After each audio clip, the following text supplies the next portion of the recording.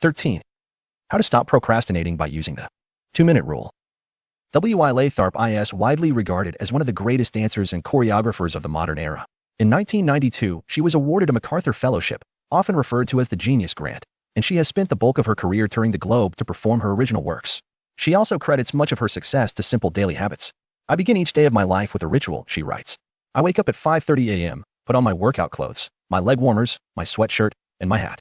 I walk outside my Manhattan home, hail a taxi, and tell the driver to take me to the Pumping Iron Gym at 91st Street and 1st Avenue, where I work out for 2 hours. The ritual is not the stretching and weight training I put my body through each morning at the gym. The ritual is the cab. The moment I tell the driver where to go, I have completed the ritual. It's a simple act, but doing it the same way each morning habitualizes it, makes it repeatable, easy to do. It reduces the chance that I would skip it or do it differently. It is one more item in my arsenal of routines and one less thing to think about. Hailing a cab each morning may be a tiny action, but it is a splendid example of the third law of behavior change. Researchers estimate that 40 to 50% of our actions on any given day are done out of habit. This is already a substantial percentage, but the true influence of your habits is even greater than these numbers suggest. Habits are automatic choices that influence the conscious decisions that follow. Yes, a habit can be completed in just a few seconds, but it can also shape the actions that you take for minutes or hours afterward. Habits are like the entrance ramp to a highway. They lead you down a path, and before you know it, you're speeding toward the next behavior. It seems to be easier to continue what you were already doing than to start doing something different. You sit through a bad movie for 2 hours. You keep snacking even when you're already full. You check your phone for just a second, and soon you have spent 20 minutes staring at the screen. In this way, the habits you follow without thinking often determine the choices you make when you were thinking. Each evening, there is a tiny moment, usually around 5:15 p.m., that shapes the rest of my night. My wife walks in the door from work, and either we change into our workout clothes and head to the gym, or we crash onto the couch, order Indian food, and watch The Vice. Asterisk similar to Twylatharp hailing the cab, the ritual is changing into my workout clothes. If I change clothes, I know the workout will happen. Everything that follows, driving to the gym, deciding which exercises to do, stepping under the bar, is easy once I've taken the first step. Every day, there are a handful of moments that deliver an outsized impact. I refer to these little choices as decisive moments. The moment you decide between ordering takeout or cooking dinner. The moment you choose between driving your car or riding your bike. The moment you decide between starting your homework or grabbing the video game controller. These choices are a fork in the road. Decisive moments. Figure 14. The difference between a good day and a bad day is often a few productive and healthy choices made at decisive moments. Each one is like a fork in the road, and these choices stack up throughout the day and can ultimately lead to very different outcomes. Decisive moments set the options available to your future self. For instance, walking into a restaurant is a decisive moment because it determines what you'll be eating for lunch. Technically, you are in control of what you order, but in a larger sense, you can only order an item if it is on the menu. If you walk into a steakhouse, you can get a sirloin or a ribeye, but not sushi. Your options are constrained by what's available. They are shaped by the first choice. We are limited by where our habits lead us. This is why mastering the decisive moments throughout your day is so important. Each day is made up of many moments, but it is really a few habitual choices that determine the path you take. These little choices stack up, each one setting the trajectory for how you spend the next chunk of time. Habits are the entry point, not the end point. They're the cab, not the gym. The 2-minute rule.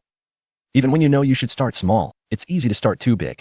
When you dream about making a change, excitement inevitably takes over, and you end up trying to do too much too soon. The most effective way I know to counteract this tendency is to use the 2-minute rule, which states, when you start a new habit, it should take less than 2 minutes to do. You'll find that nearly any habit can be scaled down into a 2-minute version. Read before bed each night becomes read one page. Do 30 minutes of yoga becomes take out my yoga mat. Study for class becomes open my notes. Fold the laundry becomes fold one pair of socks. Run 3 miles becomes tie my running shoes. The idea is to make your habits as easy as possible to start. Anyone can meditate for 1 minute, read 1 page, or put 1 item of clothing away. And, as we have just discussed, this is a powerful strategy because once you've started doing the right thing, it is much easier to continue doing it. A new habit should not feel like a challenge. The actions that follow can be challenging, but the first 2 minutes should be easy. What you want is a gateway habit that naturally leads you down a more productive path. You can usually figure out the gateway habits that will lead to your desired outcome by mapping out your goals on a scale from very easy to very hard. For instance, running a marathon is very hard. Running a 5K is hard. Walking 10,000 steps is moderately difficult. Walking 10 minutes is easy. And putting on your running shoes is very easy. Your goal might be to run a marathon, but your gateway habit is to put on your running shoes. That's how you follow the 2-minute rule. Very easy, easy, moderate, hard, very hard. Put on your running shoes. Walk 10 minutes. Walk 10,000 steps, run a 5K, run a marathon. Write 1 sentence, write 1 paragraph. Write 1,000 words. Write a 5,000-word article. Write a book. Open your notes. Study for 10 minutes. Study for 3 hours, get straight A's, earn a PhD. People often think it's weird to get hyped about reading one page or meditating for 1 minute or making one sales call. But the point is not to do one thing. The point is to master the habit of showing up. The truth is, a habit must be established before it can be improved. If you can't learn the basic skill of showing up, then you have little hope of mastering the finer details. Instead of trying to engineer a perfect habit from the start, do the easy thing on a more consistent basis. You have to standardize before you can optimize. As you master the art of showing up, the first 2 minutes simply become a ritual at the beginning of a larger routine. This is not merely a hack to make habits easier, but actually the ideal way to master a difficult skill. The more you ritualize the beginning of a process, the more likely it becomes that you can slip into the state of deep focus that is required to do great things. By doing the same, warm up before every workout, you make it easier to get into a state of peak performance. By following the same creative ritual, you make it easier to get into the hard work of creating. By developing a consistent power down habit, you make it easier to get to bed at a reasonable time each night. You may not be able to automate the whole process, but you can make the first action mindless. Make it easy to start, and the rest will follow. The 2-minute rule can seem like a trick to some people. You know that the real goal is to do more than just 2 minutes, so it may feel like you're trying to fool yourself. Nobody is actually aspiring to read one page or do one push-up or open their notes. And if you know it's a mental trick, why would you fall for it? If the 2-minute rule feels forced, try this. Do it for 2 minutes and then stop.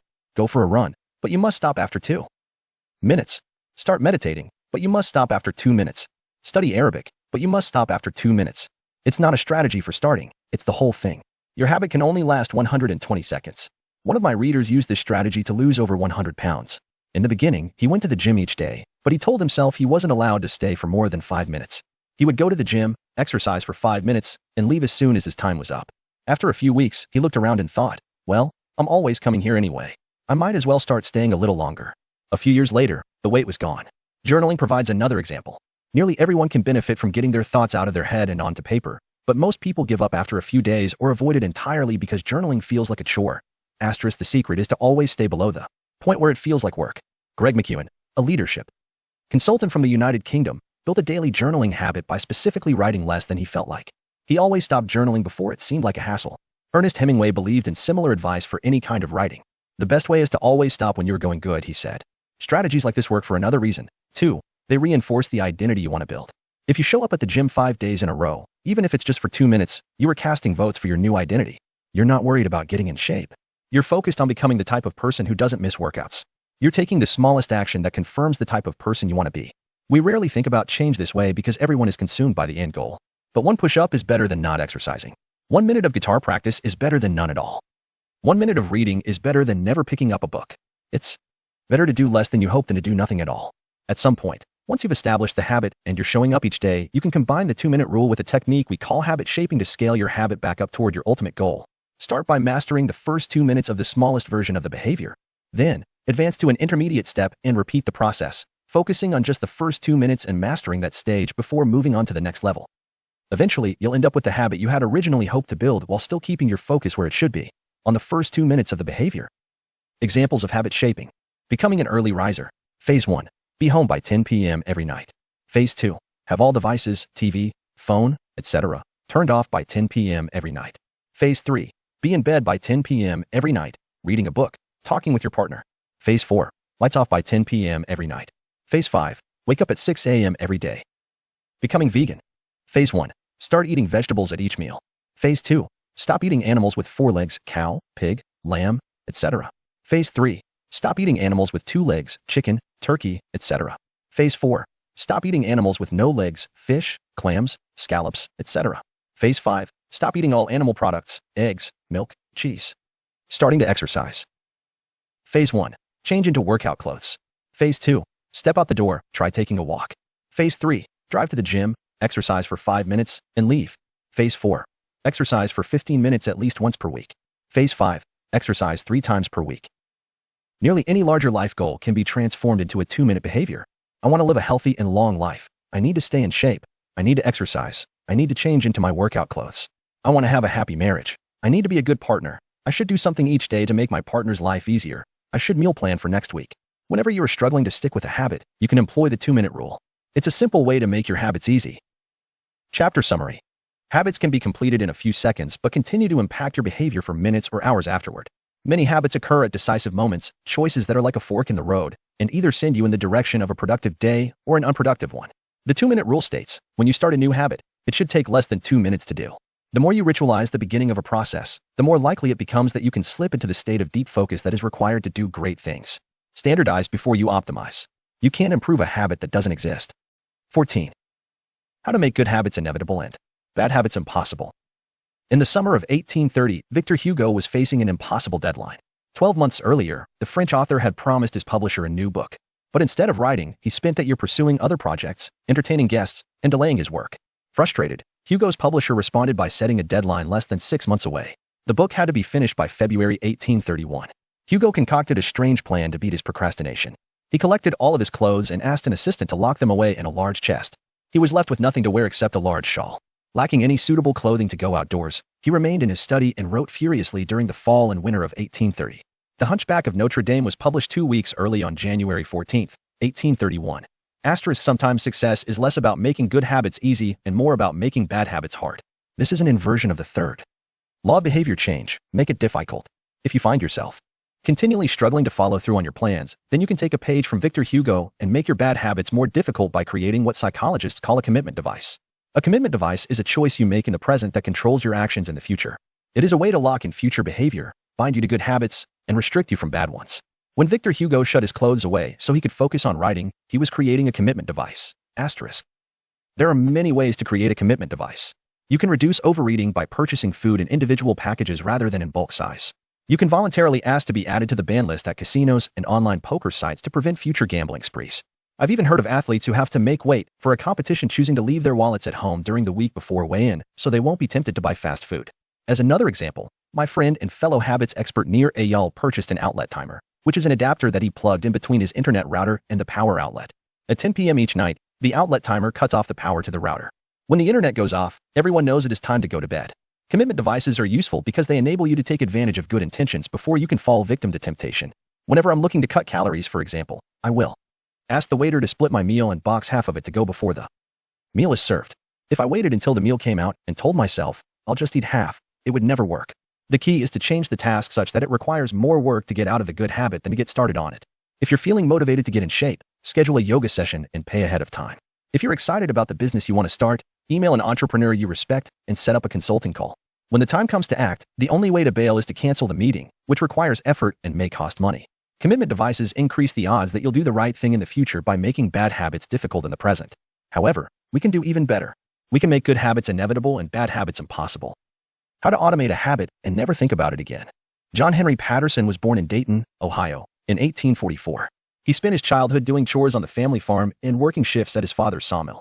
After attending college at Dartmouth, Patterson returned to Ohio and opened a small supply store for coal miners. It seemed like a good opportunity. The store faced little competition and enjoyed a steady stream of customers, but still struggled to make money. That was when Patterson discovered his employees were stealing from him. In the mid-1800s, employee theft was a common problem. Receipts were kept in an open drawer and could easily be altered or discarded. There were no video cameras to review behavior and no software to track transactions. Unless you were willing to hover over your employees every minute of the day or to manage all transactions yourself, it was difficult to prevent theft. As Patterson mulled over his predicament, he came across an advertisement for a new invention called Ritty's Incorruptible Cashier. Designed by fellow Dayton resident James Ritty, it was the first cash register. The machine automatically locked the cash and receipts inside after each transaction. Patterson bought 2 for $50 each. Employee theft at his store vanished overnight. In the next 6 months, Patterson's business went from losing money to making $5,000 in profit, the equivalent of more than $100,000 today. Patterson was so impressed with the machine that he changed businesses. He bought the rights to Ritty's invention and opened a National Cash Register company. 10 years later, National Cash Register had over 1,000 employees and was on its way to becoming one of the most successful businesses of its time. The best way to break a bad habit is to make it impractical to do. Increase the friction until you don't even have the option to act. The brilliance of the cash register was that it automated ethical behavior by making stealing practically impossible. Rather than trying to change the employees, it made the preferred behavior automatic. Some actions, like installing a cash register, pay off again and again. These one-time choices require a little bit of effort up front, but create increasing value over time. I'm fascinated by the idea that a single choice can deliver returns again and again, and I surveyed my readers on their favorite one-time actions that lead to better long-term habits. The table on the following page shares some of the most popular answers. I'd wager that if the average person were to simply do half of the one-time actions on this list, even if they didn't give another thought to their habits, most would find themselves living a better life a year from now. These one-time actions are a straightforward way to employ the third law of behavior change. They make it easier to sleep well, eat healthy, be productive, save money, and generally live better. One-time actions that lock in good habits. Nutrition. Buy a water filter to clean your drinking water. Use smaller plates to reduce caloric intake. Sleep.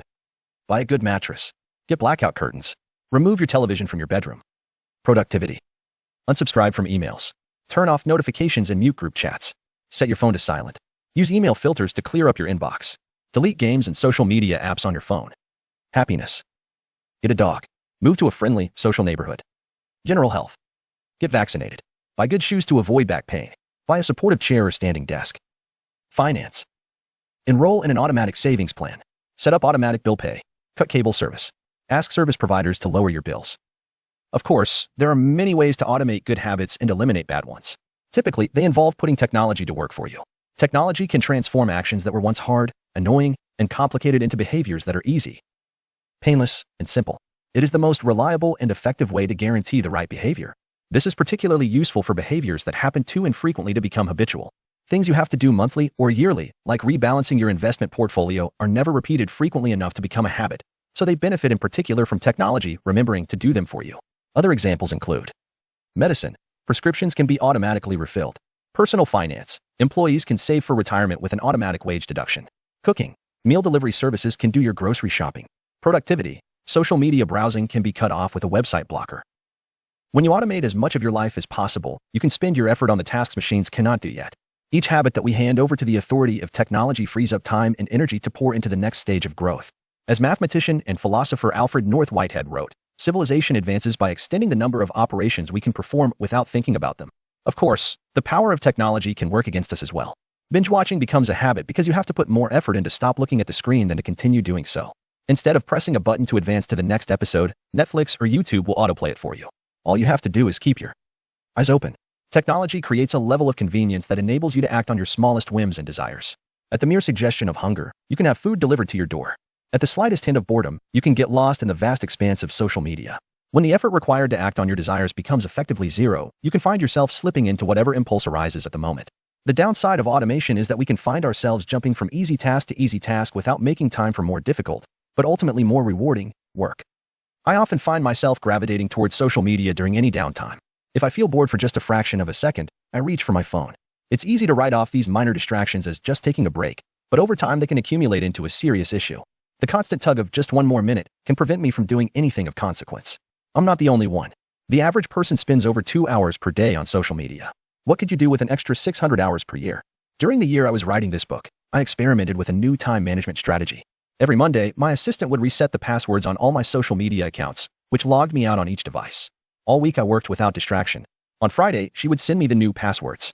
I had the entire weekend to enjoy what social media had to offer until Monday morning when she would do it again. If you don't have an assistant, team up with a friend or family member and reset each other's passwords each week. One of the biggest surprises was how quickly I adapted. Within the first week of locking myself out of social media, I realized that I didn't need to check it nearly as often as I had been, and I certainly didn't need it each day. It had simply been so easy that it had become the default. Once my bad habit became impossible, I discovered that I did actually have the motivation to work on more meaningful tasks. After I removed the mental candy from my environment, it became much easier to eat the healthy stuff. When working in your favor, automation can make your good habits inevitable and your bad habits impossible. It is the ultimate way to lock in future behavior rather than relying on willpower in the moment. By utilizing commitment devices, strategic one-time decisions, and technology, you can create an environment of inevitability, a space where good habits are not just an outcome you hope for but an outcome that is virtually guaranteed. Chapter Summary. The inversion of the third law of behavior change is make it difficult. A commitment device is a choice you make in the present that locks in better behavior in the future. The ultimate way to lock in future behavior is to automate your habits. One-time choices, like buying a better mattress or enrolling in an automatic savings plan, are single actions that automate your future habits and deliver increasing returns over time. Using technology to automate your habits is the most reliable and effective way to guarantee the right behavior. How to create a good habit. The first law, make it obvious. 1.1. Fill out the habit scorecard. Write down your current habits to become aware of them. 1.2. Use implementation intentions. I will behavior at time and location. 1.3. Use habit stacking. After current habit, I will new habit. 1.4. Design your environment. Make the cues of good habits obvious and visible. The second law, make it attractive. 2.1. Use temptation bundling. Pair an action you want to do with an action you need to do. 2.2. Join a culture where your desired behavior is the normal behavior. 2.3. Create a motivation ritual. Do something you enjoy immediately before a difficult habit. The third law, make it easy. 3.1. Reduce friction. Decrease the number of steps between you and your good habits. 3.2. Prime the environment. Prepare your environment to make future actions easier. 3.3. Master the decisive moment. Optimize the small choices that deliver outsized impact. 3.4. Use the 2-minute rule. Downscale your habits until they can be done in 2 minutes or less. 3.5. Automate your habits. Invest in technology and one-time purchases that lock in future behavior. The fourth law, make it satisfying. How to break a bad habit. Inversion of the first law, make it invisible. 1.5. Reduce exposure. Remove the cues of your bad habits from your environment. Inversion of the second law, make it unattractive. 2.4. Reframe your mindset. Highlight the benefits of avoiding your bad habits. Inversion of the third law, make it difficult. 3.6. Increase friction. Increase the number of steps between you and your bad habits. 3.7. Use a commitment device. Restrict your future choices to the ones that benefit you. Inversion of the fourth law, make it unsatisfying.